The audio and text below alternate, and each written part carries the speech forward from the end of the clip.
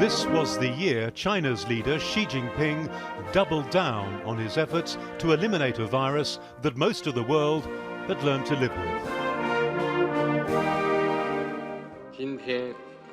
At the Communist Party Congress in October, he promised not to waver in the battle to eliminate COVID-19. A month later, that policy was at breaking point. People had had enough. Xi Jinping! Xi Jinping! Some even called for Xi to stand down. But it was the diversity of the protesters that may have alarmed the president more. The depth and breadth of dissatisfaction with the government, which ran across many sectors. So students, young people on the streets, householders, workers in factories, all seemed to be saying the same thing, that they were absolutely fed up of this policy, that it was counterproductive, and that they blamed the government. The government, though, appeared to listen. Just days later, zero COVID began to be dismantled, with Chinese scientists now saying the virus wasn't that serious after all. There is definitely a back down from President Xi if you look at it that way, but he's done it very carefully in that he's given all the power to local governments. So if something goes wrong, that's the local government's fault, not his. And if something goes right, then the credit is his. Xi Jinping. 6 weeks earlier, President Xi's leadership had been unquestioned, as he secured a third historic term as party chief. With no obvious successor, it's a position that in theory he could hold for life.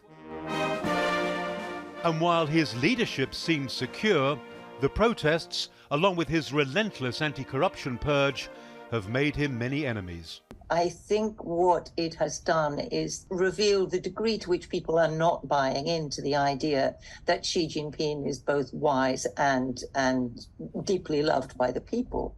Congratulations. Like mainland China, people in Hong Kong don't get to choose their leader.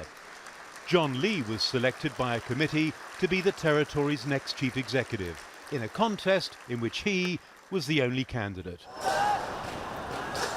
Lee was a former security chief, authorizing the use of tear gas, rubber bullets and occasional live rounds to disperse protesters during the 2019 unrest.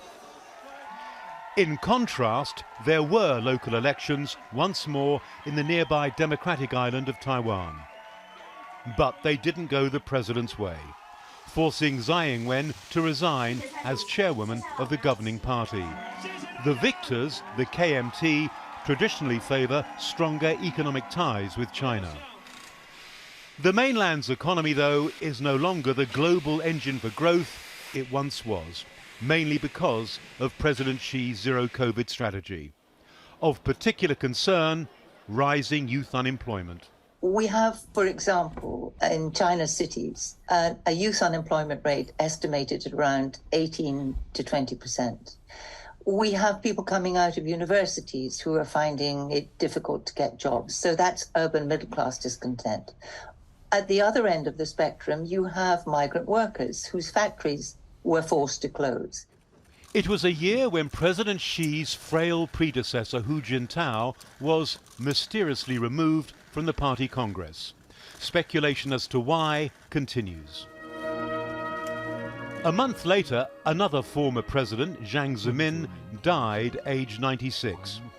His passing bringing to mind a China that had once seemed more open and connected to the world. Adrian Brown, Al Jazeera.